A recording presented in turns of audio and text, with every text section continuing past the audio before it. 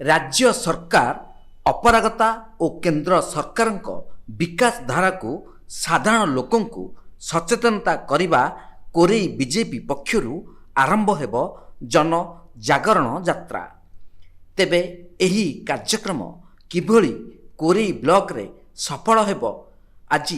व्यासनगर पौर परिषदर पूर्वतन मंडल सभापति नित्यानंद महालिक नेतृत्व में होटेल रॉयल कलिंग एक सांबादिक सम्मेलन अनुष्ठित हो जाइछि।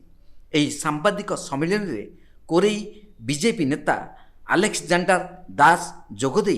किभली राज्य रे बीजेडी सरकार समय रे दुर्नीति वृद्धि हेउछि लोकों को सचेतनता करिवे बोली सांबादिक सम्मेलन रे सूचना देइतिले।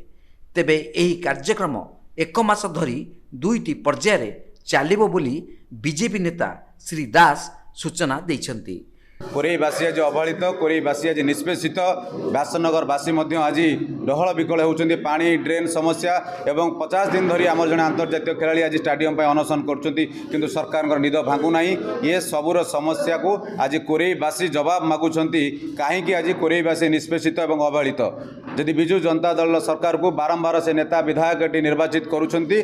कोरेईवासी की दोष रही कहीं से आज अवहेलित निष्पेषित हे अलग निर्वाचन मंडली अलग जिले में जिते विकास उठुची विकास होउची आम कहते किंतु आज कोरेई से विकास कथा कहीं कहूना तेणु कोरेईर विकास सहयोग आज जनजागरण यात्रा आम आयोजन करूँ। जाजपुर व्यासनगर ज्योति प्रकाश भूया रिपोर्ट तीर्थक्षेत्र लाइव।